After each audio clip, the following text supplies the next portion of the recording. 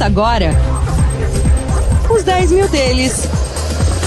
O reality cast que faz o seu tempo render. Muito bem, meus amores, estamos começando mais um episódio do reality cast que faz o seu tempo render. Esse é os 10 mil deles. Seja muito bem-vindo, muito bem-vinda. Mais uma semana se passa, estamos chegando ao episódio 38.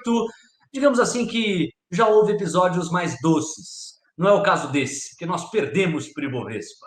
Saímos da casa dos 14 mil reais, voltamos para o patamar dos 13.860 reais, numa semana em que o Ibovespa operou estável praticamente, mas a nossa carteira recuou 1,6%. A gente vai começar a passear pela semana e entender junto a quem cuida da estratégia dos nossos investimentos, o Carlos Castrucci, o que é que aconteceu. Fala aí, Carlão, bem-vindo. Fala, Léo, boa noite para você, boa noite para todos os nossos telespectadores e ouvintes. E vamos lá explicar mais uma vez o que aconteceu com a nossa carteira ao longo da semana, né? Até pensando numa brincadeira aqui agora, para quem gosta de análise técnica, a gente está numa resistência ali nos 14 mil, tá difícil de romper, mas a hora que romper a gente vai sair longe aí. É uma boa imagem. Suporte e resistência são conceitos próprios da análise técnica, gráfica, quando um determinado ativo não consegue romper ali um certo teto, um certo patamar, ele está enfrentando resistência, mas depois que fura a resistência, consegue se estabelecer no que antes era resistência, transformando ela em suporte, em base. É sempre essa dinâmica. Vamos ver se a gente se estabelece de vez na casa dos 14 mil reais. Chegamos a flertar aí com esse número em 2 ou 3 ocasiões. Bom, vamos passear primeiro pelas notícias principais, aquelas que mais movimentaram a semana. A gente começa trazendo um balanço rápido, dinâmico, em torno da Covid-19, da pandemia. Eu separei aqui alguns dados para contextualizar você com o que há de mais atual. No caso do Brasil, chegamos a 236.201 mortes. Essa é a face dramática, triste, chata pra caramba da pandemia. E, de outro lado, a vacinação brasileira já atinge 4.300.000 cidadãos aqui do país. Então, a gente está avançando para os 4,5 milhões de brasileiros vacinados. Sejamos justos, é muito pouco ainda para que se possa reestabelecer a normalidade, a circulação de todas as pessoas, mas já é um número superior ao da semana passada. A gente torce para que isso seja acelerado ainda mais. Só que, se a gente quiser sair do Brasil e ir para o mundo, a gente vai ver que na Europa, sobretudo a Alemanha, voltou a enrijecer as medidas de restrição, disse que vai atuar ainda com rigor até que o nível de imunização da sua população atinja um número suficientemente confortável, e outras potências europeias têm ido no mesmo sentido. Estados Unidos e Israel continuam dando um show no que diz respeito à imunização, à velocidade, à agilidade, e segue aí do ponto de vista do mercado global essa corrida pelas vacinas. O Brasil está ampliando o leque de possibilidades ao buscar aproximações ainda maiores com a Rússia, em função da Sputnik, e também aquele contato com a Índia continua aquecido. Vamos torcer para que os números de proteção só aumentem. Agora, falando do exterior, e já eu peço para o Carlos trazer algum comentário se ele quiser aprofundar algo. Primeiro, destacar que no caso dos Estados Unidos, segue uma expectativa muito alta em torno do pacote de estímulo econômico de 1,9 trilhão de dólares. É dinheiro pra caramba. A gente praticamente nos últimos 5, 6 episódios destacou esse fato, que anima e ajuda a explicar o porquê da euforia nos mercados americanos, que continuam batendo recorde atrás de recorde, máxima atrás de máxima. Foi assim nos índices, dos principais índices essa semana. S&P subiu mais 1% essa semana. A gente viu euforia registrada no Dow Jones, o próprio índice Nasdaq não fica muito para trás, continua a expectativa muito grande. E uma atualização importante do ponto de vista interno é que a presidente da Câmara dos Representantes, que é como se fosse a nossa Câmara dos Deputados lá nos Estados Unidos, a Nancy Pelosi, espera que avance, passe o projeto do pacote de estímulos a que eu me referi até o final desse mês. Veja o tamanho, como é robusto esse pacote, exige muita negociação, e sem dúvida que a presidente da Câmara, ainda que seja democrata, sinalizar já esse rigor e esse foco na agenda para que esse projeto passe, anima o mercado, porque ele entende que é mais alta a chance de passar. A ala republicana tenta desidratar aqui ou acolá o projeto, mas ainda são fortes as chances dele sofrer muita pouca desidratação. Outro ponto importante aqui é que a Casa Branca já fez alguns alinhamentos e negociações importantes com empresários para acelerar ainda mais a pressão em torno da ala republicana para que o pacote passe o mais rápido possível e menos sangrado possível. Aí saímos dos Estados Unidos e voltamos os nossos olhares para o Brasil. E é impossível não destacar a autonomia do Banco Central, que passou pela Câmara dos Deputados, vai à sanção do presidente Jair Bolsonaro. De um modo geral, isso me parece praticamente unânime, consultando a instituição mercado, todos comemoram o fato de o Banco Central conquistar a autonomia, entendendo que essa é uma autarquia de Estado e não de governo, que, portanto, deve se blindar de qualquer pressão política e ser guiada, sobretudo, com raciocínio técnico. E vale destacar que o perfil do Banco Central sempre foi o de manter o poder de compra da moeda brasileira, combatendo sempre que possível a inflação. Mas a partir desse projeto que avançou pela Câmara e vai à sanção de Bolsonaro, muda um pouco o quadro. Aliás, muda bastante, porque além desse objetivo, o Banco Central se compromete a lutar pelo pleno emprego. E aí sim a gente tem algumas divisões dentro do mercado, gente que entende que um objetivo pode não exatamente ajudar o outro, gente que entende que, ao contrário, está alinhado às melhores práticas internacionais. Aí é uma outra questão, outro debate, mas sem dúvida que essa é uma grande novidade aqui para a área em que a gente produz conteúdo, que é a área do mercado. Vale colocar também que muito da polêmica da semana ficou em torno da Petrobras, houve muito pé atrás por parte dos investidores sobre se haveria intervenções nas políticas de preços da Petrobras em função das pressões de A, B, C, D e alguma pressão populista que poderia levar governantes a alterarem ali o preço, cedendo a vozes daqui, vozes de lá e não respeitando a flutuação normal de oferta, demanda e variação do preço das commodities. Isso mexeu muito com o mercado, embora o risco tenha diminuído conforme os dias da semana avançaram. Destacar aqui a inflação, saiu o IPCA de janeiro, veio abaixo do que se esperava, o consenso apontava, salvo engano, 0,35%, 0,40%, e o dado veio abaixo disso, o que talvez tire, pelo menos neste momento, pressão das costas do Copom para que já se aumente a taxa Selic no próximo encontro, que vai ser no dia 16 e no dia 17 de março. Vale colocar que essa me parece que foi a grande tragédia de número da semana, que os resultados do varejo e dos serviços em dezembro vieram abaixo do esperado, apresentando retração. Então, nós não confirmamos no mês de dezembro a mesma recuperação econômica que os meses anteriores sugeriam. O Ibovespa operou estável e, para fechar o giro aqui, o dólar acabou caindo. Houve um recuo de 0,5% da semana passada para essa e a moeda americana é negociada a R$ 5,36. Carlos, eu fiz aqui um panorama. Qual ou quais assuntos desse panorama você gostaria de aprofundar? Boa, Léo. Primeiro, destacar que está perfeito esse panorama aí, deu para ter uma ideia geral da semana. Alguns pontos que, na minha opinião, merecem destaque aqui. Um deles é a autonomia do Banco Central, é óbvio, né? Isso, assim, a gente não tem tido problemas de intervenção do governo no Banco Central há algum tempo, então a gente acaba esquecendo da relevância que essa autonomia tem.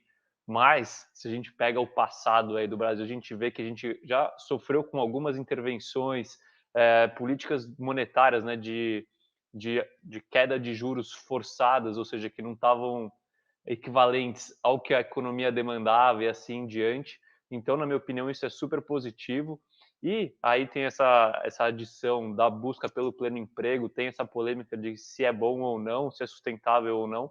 Mas, na minha opinião, é bastante positivo porque pelo menos coloca outra coisa para os membros do Banco Central pensarem sobre, né? Então, pensar no pleno emprego, que é o bem-estar da sociedade de uma forma geral, também é super importante. Então, eu apoio essa mudança e que acaba se alinhando realmente com as práticas internacionais. O Banco Central dos Estados Unidos, o Fed, já luta por isso. Então, muito ponto positivo aí para o Brasil essa semana, apesar de todas as polêmicas que a gente está vendo aí com questão de preço de petróleo, da gasolina e assim em diante. Legal. E agora a gente mergulha na nossa carteira propriamente dita, né? Como a gente destacou de saída, voltamos à casa dos R$ 13.000, mais próximo, é verdade, dos 14 do que dos 12 mil, o que nos é um alento, mas a gente quer entender com o Carlos aqui o que aconteceu nessa semana. O grande destaque positivo foi a TOTUS, que acabou crescendo quase 14%. Eu quero ouvir o Carlos a respeito. O destaque negativo foi os papéis da Cogna, para os íntimos, os papéis da Conga, que recuaram 8,4%. Esse papel aí está travado, é impressionante. Ele não vai, ele não desencanta. Não sei o que precisa para esse papel andar. E o Carlos pode dizer aí por que aconteceu esse lado tão positivo em cima da TOTUS e tão negativo em cima da Conga. Então, começando pelo desempenho que foi inferior ao Ibovespa essa semana foi bastante difusa para as empresas ao longo que compõem o índice, né, e a bolsa de uma forma geral. Então, não dá nem para destacar algum caso específico que teve influência determinante nesse desempenho. A gente teve algumas empresas que caíram relativamente bastante, algumas empresas que subiram relativamente bastante, mas na soma a gente acabou perdendo para o Ibovespa. Mais normal, vamos ver como que segue para as próximas semanas aí, né? Carlos, Oi? desculpa te interromper, mas só para não perder o gancho, porque no giro das notícias faltou algo fundamental que agora eu trago. Já está praticamente muito alinhado um novo ciclo de auxílio emergencial para os meses de março, abril e maio. Seriam parcelas de R$ 200. O próprio Paulo Guedes cedendo à pressão da ala mais fisiológica, o espaço que cresceu do Centrão no alinhamento com Bolsonaro, está dando o braço a torcer e já dizendo que seria importante aprovar um orçamento de guerra justamente para respeitar o teto de gastos sem deixar de viabilizar, de custear esses 3 momentos aí de auxílio emergencial, parcelas de R$ 200, março, abril e maio. Não poderia deixar de citar isso. Claro que isso pressiona ainda mais o endividamento público, claro que isso deixa o fiscal ainda mais perigoso e claro que os investidores têm isso no radar. Então, se foi um alento aí a questão do Banco Central para o mercado, foi uma grande preocupação, de novo, se falar em auxílio emergencial, sem pensar em custeá-lo com uma compensação, fazendo a conta fechar. Só para complementar, já que você estava se referindo ao Ibovespa. Agora vamos lá, a nossa carteira, os papéis aí de destaque positivo e negativo. Perfeito, Léo. Só para complementar aqui, o que eu acho bem interessante de olhar no mercado é como o próprio mercado olha duas coisas iguais de formas completamente diferentes, né? É claro que a capacidade financeira do país influencia nisso. Mas enquanto a gente comemora um auxílio ali de quase 2 trilhões de dólares para a população americana, o mercado, quando eu falo a gente, eu falo o mercado fica pessimista quando a gente tem o mesmo auxílio em muito menor escala no Brasil. Isso, claro, que tem um peso grande da situação fiscal do Brasil, que já é deteriorada, mas que deveria servir como uma pulga atrás da orelha para quem olha os estímulos dos Estados Unidos como um ponto positivo, né? Perfeito. Mas, bom, voltando para a carteira aqui, então, vamos falar de coisa boa, né? Chega de polêmica, de política aí. A TOTUS, inclusive, a gente comentou sobre ela, acho que foi no episódio 36, né? Que a gente trouxe a tese dela. E ela subiu bastante essa semana porque ela confirmou uma das características que eu comentei na tese da empresa. Ela divulgou os resultados na quarta-feira ontem, dia 10 de fevereiro, e os resultados vieram surpreendentes. Assim, a empresa entregou, mesmo durante a crise, né, tem esse porém, mesmo durante a crise, a empresa entregou crescimento de 2 dígitos em receita, em lucro líquido e assim em diante, e isso trouxe mais uma perspectiva positiva para a TOTUS perante o mercado. Então, para você ter uma ideia, só no pregão de hoje, né, do dia 11, dia após os resultados, a TOTUS subiu 8%, porque realmente mostrou ser uma empresa resiliente, né, uma empresa que consegue crescer independente do cenário da economia. Claro que uma economia melhor favorece ainda mais, mas mesmo num cenário negativo a empresa continua crescendo.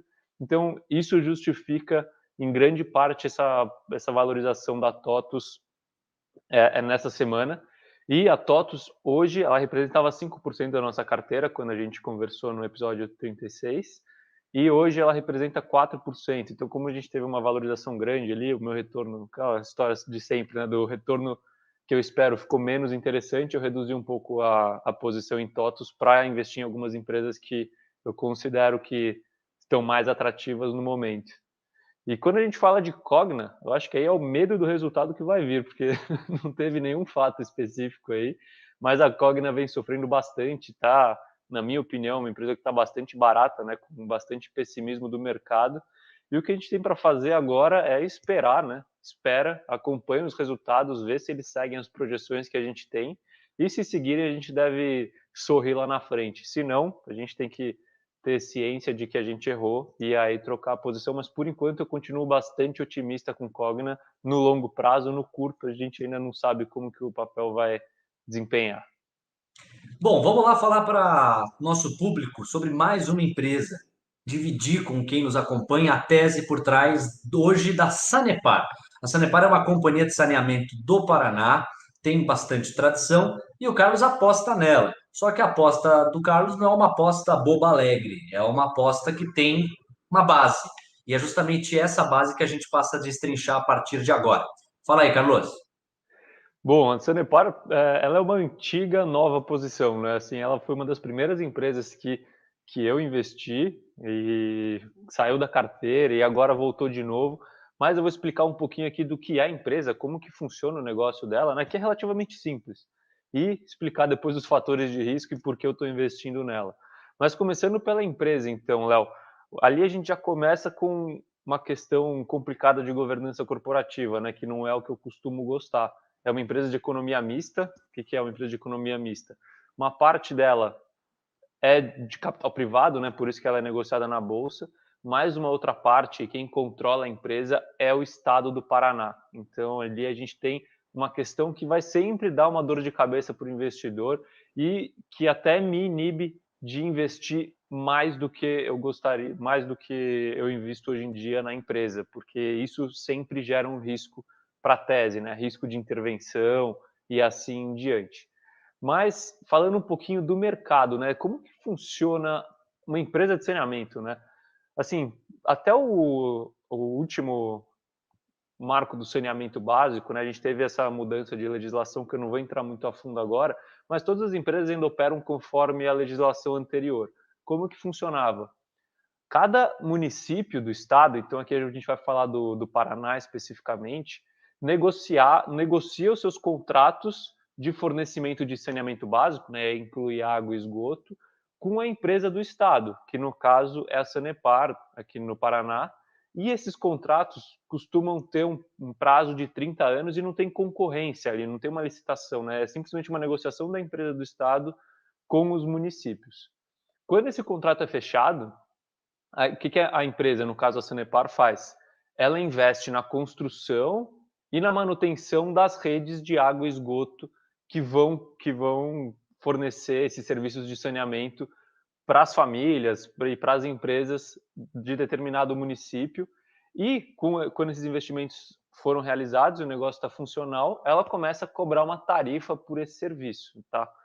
E como que essa tarifa é calculada? Ela é pré-determinada por uma agência reguladora, no caso aqui do Paraná é a AGEPAR, e possui uma política de reajustes anuais e reajustes periódicos. Deixa eu explicar um pouquinho como que funciona. Então imagina que a água, se a gente mede em metros cúbicos, né? Então imagina que o custo do metro cúbico hoje é R$ 1 por metro cúbico no estado inteiro do Paraná. Então para todo município vai ser esse mesmo custo. E aí, conforme cada ano passa, a AGEPAR, né, ela faz um reajuste no preço, então vai, sei lá, de 1 para 1,10, por exemplo, no ano seguinte, e isso de acordo com a inflação, né, e com os custos que subiram no caso da Sanepar, que ela não consegue gerenciar, então que não estão diretamente ligadas à eficiência da empresa, como energia elétrica, por exemplo. E, além disso, a gente tem a revisão periódica, que acontece a cada 4 anos, no caso da AGEPAR e, por consequência, da Sanepar, que é onde você busca um equilíbrio financeiro dos investimentos que a empresa fez. Então, você coloca tudo no papel de novo, vê o que foi feito e vê se está justa a tarifa. Se não tiver, você aumenta ou até diminui se estiver sendo cobrado demais, tá? Então, esse é um panorama geral, assim. Então, como que funciona? Como que a empresa cresce? Quanto mais rede de esgoto e água ela tem, ou seja, quanto mais pessoas ela atende, maior vai ser o faturamento dela. E quando você tem o reajuste tarifário, você aumenta ainda mais o faturamento dela e com isso a empresa consegue crescer e gerar lucro e assim em diante. E o fato de os contratos terem uma duração tão considerável, assim, 30 anos, confere uma previsibilidade de receita que deve ser levada em conta. Conta pra gente, no entanto, quais os principais fatores de risco, Carlos. Bom, além, claro, da operação, que sempre envolve um fator de risco, né, que seria investir errado, ou não conseguir entregar, ou não conseguir cobrar e assim em diante, que é o risco inerente do negócio, que eu não vou entrar no mérito aqui, que é padrão. Existem 3 principais fatores de risco para para as empresas de saneamento básico no Brasil, tá. O primeiro deles é inadimplência, é você fornecer água e não receber por isso. E então isso é uma coisa que a empresa tem que controlar e ficar de olho. O segundo fator de risco é que a empresa tem que ter água suficiente para atender a demanda que ela tem por água, né. Então, o nível dos reservatórios da empresa tem que estar saudáveis, né, os reservatórios de água. E o terceiro, e um dos piores riscos que infelizmente a gente tem aqui no Brasil, é a intervenção política no reajuste tarifário. E o que acontece com a Sanepar, tá? 2020 foi um ano de tempestade perfeita para a empresa, porque primeiro a gente aumentou o risco de inadimplência, né? A gente teve no ápice da pandemia, esperava-se que as empresas, que as famílias iam perder poder de pagamento e com isso iam deixar de pagar, por exemplo, a conta de água, deixar para pagar depois e assim em diante. Então você tinha um risco maior de inadimplência. A gente teve um problema muito grande de chuvas no Paraná. Então os níveis dos reservatórios no Paraná estavam super baixos e a empresa inclusive teve que fazer uma espécie de racionamento de água em Curitiba, por exemplo, que é o principal município que ela cobre. E por último, pelo fato da pandemia também, não pelo fato da pandemia, mas a pandemia foi usada como pretexto para a não aplicação do reajuste tarifário. Então, a gente teve uma intervenção do governo, teve a entrada de Ministério Público contra o reajuste, assim em diante, e no final das contas, essa bagunça política que a gente sempre vê, o reajuste tarifário não foi implementado em 2020. Então, você vê ali que os 3 fatores de risco principais da empresa foram contemplados em 2020. E, para finalizar, a gente ainda pega 2021. 2021 é o ano daquela revisão tarifária periódica, que acontece de 4 em 4 anos, e que é a revisão de tarifa mais relevante para a empresa. E como a gente vem num cenário ali de interferência política em 2020, na questão do reajuste, o mercado está bem pessimista quanto à aplicação e efetivação desse reajuste que está por vir em 2021. Quando você soma tudo isso, as ações da empresa caíram 21% em 2020 e estão caindo mais 14% só esse ano. Aí não foi o que? Um pouco mais de um mês, aqui um mês e 10 dias. Então você vê que a gente tem um pessimismo bem grande com relação à empresa. Quantos por cento na posição da nossa carteira a gente tem em Sanepar? Hoje está em 6%. 6% Está da ficando nossa carteira. relevante. É. É uma posição, né, que chama atenção dentro da carteira, dentro dos critérios de diversificação aí do Carlos. Esse repasse, esse reajuste que foi represado em função da pandemia e ainda não tem assim tanta clareza de quando vai ser passado para o consumidor ali na ponta final, sem dúvida é um dos pontos de alerta aí para o papel. No entanto, você entende que ele foi muito amassado e que a médio prazo deve recuperar o seu protagonismo, porque, convenhamos, é um negócio essencial, né, cara? Perfeito, Léo. É claro que assim, a gente vale sempre destacar que a gente nunca pode usar só a relação de preço, né, se ancorar no preço anterior para justificar uma tese, mas aqui foi só para ter um parâmetro do quanto caiu de um ano em pouco mais de um ano aí a empresa, enquanto a bolsa está positiva, se a gente pegar esse mesmo período, né. E como você bem destacou, o primeiro ponto que me motiva a investir na empresa é que é um negócio essencial mesmo, né, então assim, é água e é esgoto. A gente pode parar de consumir várias coisas, pode comprar menos roupa, substituir carne por frango, ou assim e assim em diante, mas a gente não vai parar de consumir água, né? A gente sabe que se você parar de pagar a água e continuar consumindo, você vai ter água cortada. Então, é uma das últimas contas que a gente vai deixar de pagar quando a nossa condição financeira está reduzida. O que isso significa? Que é uma empresa que não é cíclica, né? Ela é bastante estável e previsível, como você bem pontuou. Além disso, é uma empresa reloginho, que a gente gosta de falar aqui, jargão do mercado. Por quê? Porque mesmo com a incerteza do reajuste, é uma empresa que costuma entregar crescimento de faturamento ano contra ano e, além disso, vem aumentando a sua rentabilidade, ou seja, vem aumentando o seu lucro e a lucratividade. A sua margem de lucro tem crescido quando a gente olha o comparativo de ano contra ano. É claro que 2020 vai ser um ano atípico por conta de todos esses problemas que eu citei. Outro ponto que vale destacar aqui, apesar de ser uma empresa de economia mista, o que não é bom, né, no ponto de vista de governança, quando você vê as interferências que acontecem na empresa, você vê que a interferência vem de fora e não de dentro. O que eu quero dizer com isso?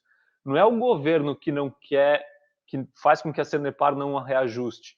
É a própria agência reguladora que acaba suspendendo o reajuste que a empresa implementaria. Então, a gente acaba não vendo tanta interferência quando a gente olha a empresa especificamente, tá?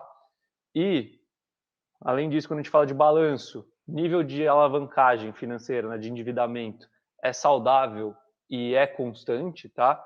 E é uma empresa eficiente nos investimentos que ela faz em rede, então ela consegue investir bem e explorar bem, e ela sabe muito bem operar as redes. A gente olha pelos índices de perda de água, de gato, sabe? Quando alguém rouba água e assim em diante, a gente vê que a empresa tem índices baixos. Então, é uma empresa que, além de tudo, ela tem um operacional bastante eficiente. Carlos, vamos temperar ainda mais com números o nosso raciocínio. Traz aí para a gente aquela relação preço por lucro. Bom, é aqui que a história fica bonita, Léo. É. Quando a gente... Quando a gente olha a relação preço por lucro da empresa, é uma empresa que hoje está negociando a mais ou menos 6 vezes lucro. E isso entregando lucro, né? E crescendo o lucro. Então, assim, mesmo se a empresa parasse de crescer lucro daqui em diante, essa conta aqui que você faz, que é bem legal, se você compra a empresa hoje e o lucro dela ficar constante para os próximos anos, em 6 anos você recuperou seu investimento em lucros. Ou seja, em um prazo super curto, você já recebe tudo que você investiu em lucro da empresa. Então você vê que a empresa realmente está negociando num patamar bastante baixo nessa relação. E ainda mais quando a gente pega em condições normais, é claro, de distribuição de dividendo, essa empresa costuma distribuir 50% do seu lucro em dividendos todo ano. Se você fizer essa continha aí, ela vai distribuir algo em torno de 8,5% de dividendo em cima do preço de hoje. Então você tem um dividendo aí bastante relevante, ainda mais quando você compara com taxa Selic, com renda fixa e assim em diante. E, por último, a gente, fora tudo isso, fora o fato da empresa estar barata, a gente ainda tem algumas opcionalidades super interessantes na empresa, tá, Léo? Primeiro, o preço está baixo por conta do pessimismo com relação ao reajuste desse ano. Mas se o reajuste for aplicado com coerência, o que é provável, tá? O que é possível, né? Não vou chamar de provável, mas é possível. A empresa tem bastante espaço para subir daqui para frente e mesmo se não tivesse reajuste, mesmo se não tivesse reajuste, o que acontece? A empresa vai ter um crescimento de preço, uma proximidade com o valor ali no longo prazo, tá? Isso na minha opinião, claro. Mas então é um cenário de ganha-ganha. É só ver se você ganha mais cedo, se tiver um reajuste bom, ou se você vai ganhar lá na frente porque a empresa está barata. E a última opcionalidade que é super legal comentar aqui é a questão do novo marco do saneamento básico, né? Por quê? Primeiro porque abre a possibilidade da empresa fornecer serviço para municípios que não são do estado do Paraná. Então, você abre a perspectiva de crescimento da empresa, né? Você tem um maior espaço, você tem mais municípios como potenciais clientes. E isso depende, agora no novo marco do saneamento, os municípios vão fazer licitações, ou seja, é concorrência. Quem ganha concorrência? As empresas mais eficientes. Então, pelo fato de interessar o governo do Paraná, que é controlador da empresa, que a empresa lucre mais, né, porque é mais dinheiro para o governo, com mais capacidade de investir para a população, é possível que o novo marco do saneamento básico, que demanda mais eficiência, faça com que o interesse do governo se alinhe com o interesse da empresa, de buscar mais eficiência, e buscando mais eficiência deve haver menos interferência lá na frente. Então, a gente tem algumas opcionalidades aí que trazem bastante otimismo para a tese da empresa e por isso ela hoje está com 6% do nosso patrimônio, Léo. Mas, mais uma vez, vale destacar que não é uma recomendação de investimento, é só a minha opinião sobre uma empresa que eu tenho na carteira. Quem aperta o gatilho é você aí do outro lado. Nossa missão é sempre dividir o raciocínio do Carlos, no qual você pode se basear ou com o qual você pode se inspirar ou do qual você pode discordar. Quem concorda com você, Carlos, é o Marcelo Furtado, que é do Paraná, e ele comenta, está acompanhando ao vivo aqui a nossa gravação. A gente sempre grava às quintas-feiras, você que está acompanhando agora no YouTube, na cauda longa do conteúdo, ou então no seu player aí em áudio. Sempre quinta-feira, na faixa das 8h30 da noite, a gente grava ao vivo, e se você interagir com a gente consegue pontuar aqui durante o episódio. É o caso do Marcelo, ele diz que tem a Sanepar na carteira dele e que vai continuar aportando. O Marcelo, portanto, vai na linha do raciocínio do Carlos, que é a minha linha de raciocínio por tabela. Senhoras e senhores, muito obrigado pela audiência de vocês, obrigado pela companhia, pelo incentivo de sempre. Se você gostou desse episódio, compartilhe com outras pessoas. Só um complemento aqui, o Marcelo disse que na carteira dele, hoje, Sanepar representa 10%. Ele está mais ousado que você, Carlos, na composição do Sanepar. Valeu, Marcelo. Um abraço para você. Carlão, passou rápido hoje, meu caro. Um abraço e até a próxima semana. Passou rápido. Vamos lá. Próxima semana estamos aí para explicar de novo, quem sabe trazer uma nova tese aí para todo o telespectador e ouvinte do programa. Marcelo, obrigado pela participação e sucesso nesse investimento. Vamos segurar isso daí que vai trazer um retorno satisfatório. E depois, lá na frente, você vai comentar aqui de novo no nosso programa falando do ganho que você teve, tá bom? Tamo junto. Até semana que vem. Um abraço. Esse abraço aí já é o bordão. Tchau, gente. Boa semana. Até mais.